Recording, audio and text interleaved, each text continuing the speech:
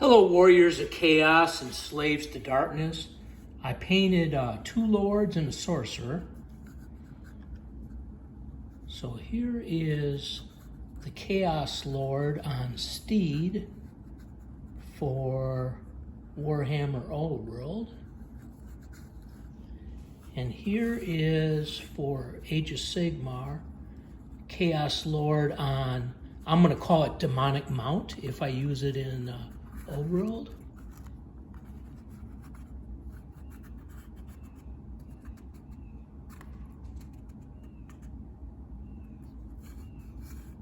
And here's my Sorcerer.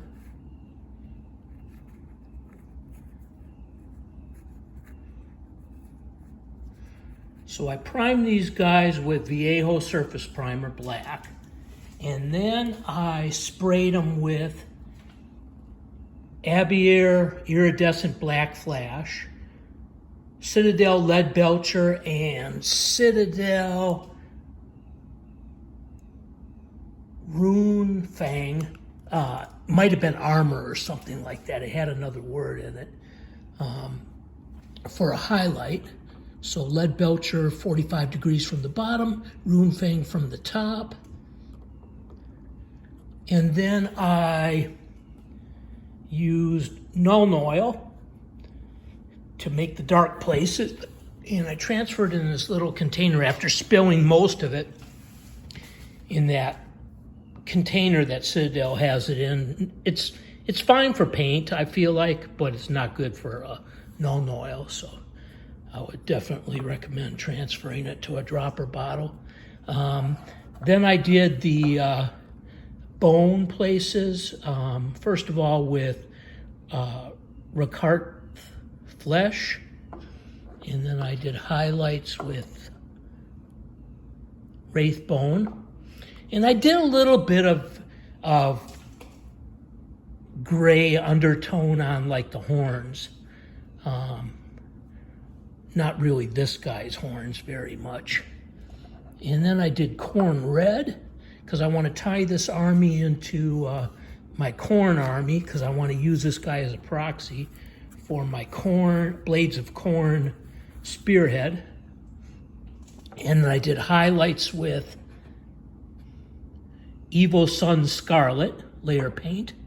And I did the bases with Orruk Flesh. I wanted them to look a little bit more green.